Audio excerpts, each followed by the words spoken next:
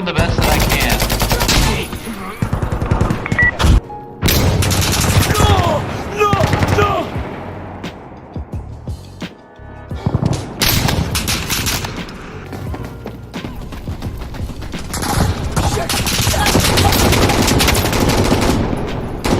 I need to load!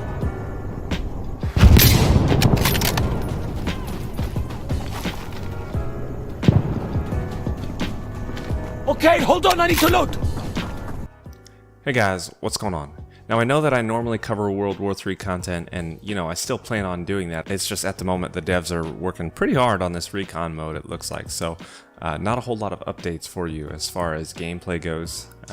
Can't say much about the recon mode other than it seems like it's going to be an awesome addition to the game. But with that mode, they're trying to work out all the bugs and try to figure out how the exact gameplay should go. So there hasn't been a whole lot of content in the main game. A couple patches as far as bug fixes, but not a whole lot to report on that front, which is fine. I think that the mode is going to be an awesome mode, and I think that their focus should be on that right now because I think it's going to bring a lot into the game. So since they're doing that, I think this is a good opportunity for me to broaden my horizons a little bit and check out a game that I wanted to be checking out for quite a while now. Insurgency Sandstorm. So I decided to pick that one up because I know that a lot of World War III players also play Insurgency, and so I have never played it before, so I decided to pick it up and kind of give my first impressions. And I'm actually looking forward to covering more of this game because it just seems like a really cool game, and hopefully there's a lot of new content that comes to it, and it looks like it's going to be something that I really enjoy covering. So with that being said, let's get into my first impressions. Now I know that there was a lot of hype around this game when it first came out because the original Insurgency was a pretty big hit. So when this game came out, it got quite the buzz. Now I had never heard of Insurgency, but I'm guessing this is because at the time I was more interested in those arcadey type shooters, and a lot of this was because those were just easy to pick up and start playing. I could just sit down with my buddies in between classes or before lunch and play a couple games and have a lot of fun. They were easy to pick up. Those games have simple gameplay. They've got simple mechanics. You aim, shoot, throw a grenade, throw a flash, and just pretty easy to pick up. So just a lot of small maps and quick gameplay, and it was just a really simple way to connect with friends and have just some quick fun before having to go do other responsibilities. However, then I grew up a little bit. Kinda.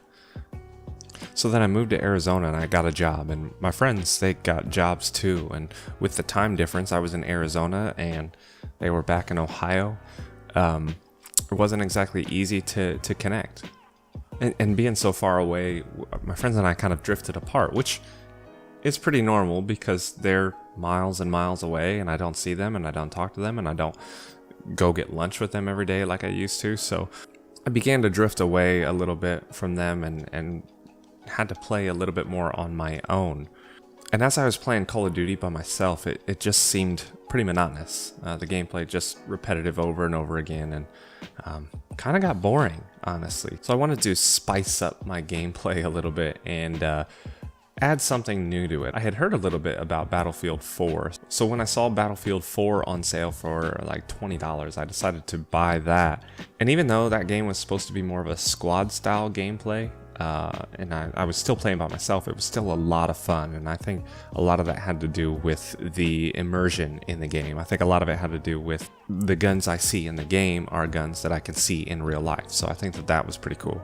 As far as that goes too, the graphics of the game were a lot better than Call of Duty. Call of Duty is more, the graphics aren't bad, but it's more cartoony than anything, I think, and so when I see the Frostbite engine trying to simulate a real world experience with things exploding and falling and buildings breaking, I just think that's a really cool aspect that sucked me in. Which brings me to Insurgency Sandstorm. This game is by far the most realistic game that I've ever played. Now, I've never played Arma or Squads or anything like that, none of those huge style games, but honestly those look a little boring to me. They don't look like the kind of game that I can just pick up and play without hours and hours of practice and learning with someone else. And I don't really have someone else to teach me, and I also don't have the time to learn hours and hours of gameplay. I just want to hop in the game and play. So let's go through what makes this game so good, so realistic, so fun for me and unique. My first impression after playing my first game was that this is an immersive game. I got so enthralled in the game and in the moment that I just kind of lost track of where I was. And I felt something that I haven't felt in a video game in quite a long time. Probably since my Skyrim days or early Fallout days. I felt immersed. I felt like I was there. And that's an experience to me that I think is great. I think that kind of immersion just adds to the quality of the game and the quality of the gaming experience in general. Now, one of the most immersive things about this game actually is the TTK, or the time to kill. It takes anywhere from 1 to 3 bullets or so just to kill someone, and that leads to some pretty slowed gameplay.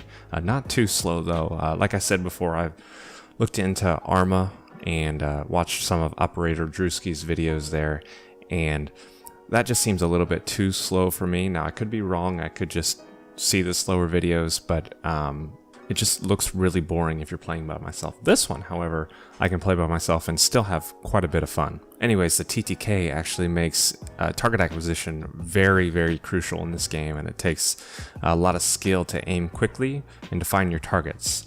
You've got to be aware of your surroundings all the time. You have to be aware of your flank. You have to be aware of the enemy's flank, and you can't be moving too quickly. You have to really focus. This game is more about focus than it is about speed, because if you're running down the lane, not paying attention to where you're at or where the enemy might be, or just in general, your mind is all over the place, you may miss a guy laying in prone. You may miss a guy laying in prone, waiting for you to run across his firing lane. So you have to have slow, intentional, focused movement in order to really excel at this game. All of these factors can actually lead to some intense moments, like if you're the last person on your team and everybody else is watching you. Not that that has ever happened to me. As far as gameplay goes, things run pretty smooth. The movement seems appropriate. The gun recoil, if you've ever shot a gun before, is pretty appropriate. There are ways that you can compensate for the recoil in this game, like any game, just pulling the mouse down.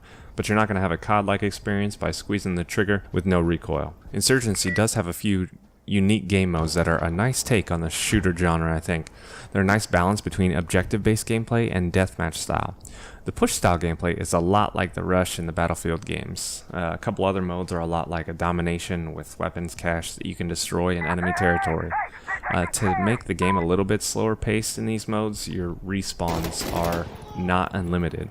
So each team has a certain amount of reinforcement waves that allow for respawns, and once these are used up, game over, bud. It also adds some meaning to your deaths, so if you're a good team player especially, you should be more cautious.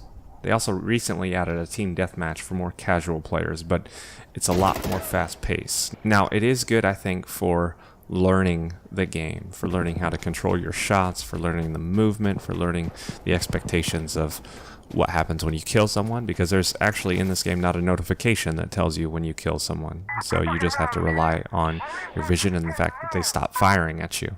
It's a standard team deathmatch, and it's a really good way to wreck your KD.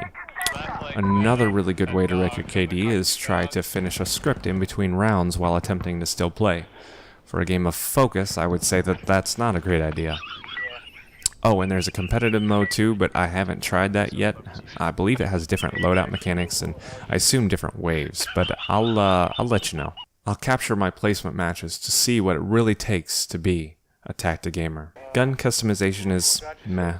Now balanced, I guess, and I understand they're trying to go for realism in this game. Now you're not going to have a whole lot of Western forces using a lot of Eastern style rifles, and you're not going to see a lot of Eastern forces using Western style rifles. So they try to be realistic in that sense, but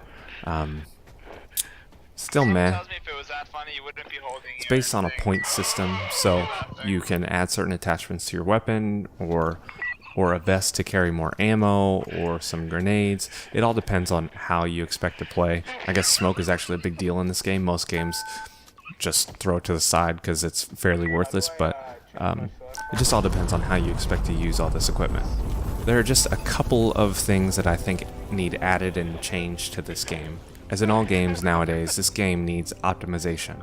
Even AAA titles like Anthem and Fallout need a whole lot of optimization. For me, it's not really an issue. I mean, I run a 1070 Ti, but I know not everyone has a 1070 Ti. So, for those people that run 1060s, 1050 Ti's, whatever that may be. This game could really use some optimization. One of the biggest issues that I've found, and I haven't had it recently since I think a patch, is that my mouse goes wonky when I'm trying to aim down the sights. It tends to act like a college kid at an EDM rave or something like that. I've also had some problems with loading into the game, and when I load in, my gun doesn't show all the attachments that it's supposed to have. So that's kind of a problem as well, because I tend to be walking around without any attachments, and when I aim down the sight I can't see anything because I have no attachments. The maps to me are pretty good. I think one thing that I would change about them are their size. Right now they are fairly big, but a lot of the gameplay, especially with the game modes, are just linear.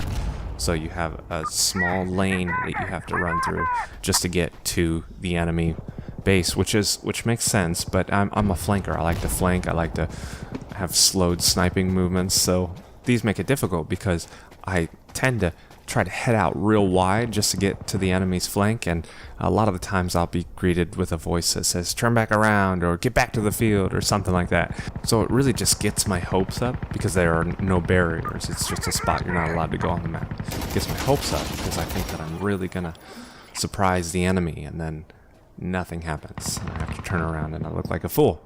So I wish they were a tad bit bigger, I think. And a little more diverse. I know it's Sandstorm, so it's all going to be in the desert, but there's just a lot of the same stuff. So I'm really looking forward to new maps. I'm sure that they're going to bring some out. I think it's just a really good experience. Overall, this is just a really great game. It's super easy to get immersed in the game and play for a couple hours and not even know that those hours have gone by. One of the things that really immersed me is the sound, actually. I forgot to mention that.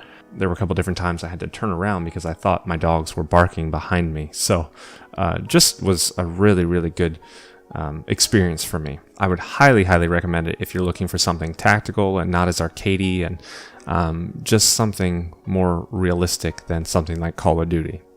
So right now I plan on covering this game and World War III, and if you have any other games or any other suggestions that you'd like me to cover, go ahead and leave them in the comments down below.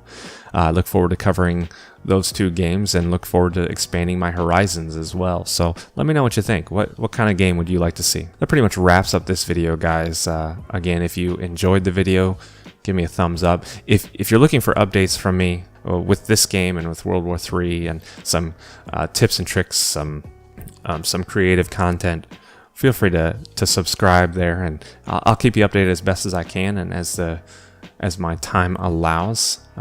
Really just look forward to expanding my content in general and learning how to be a better YouTuber.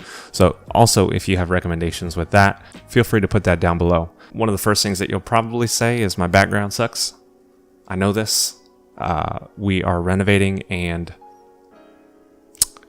that's what I got. So don't comment that. Oh, and I've got my setup now, so I'll soon be streaming, I think, early mornings during the week and on Saturdays as well. So feel free to follow me on Twitch as well. Alright guys, now this is actually the end of the video, so I hope you guys have a good week, and take care.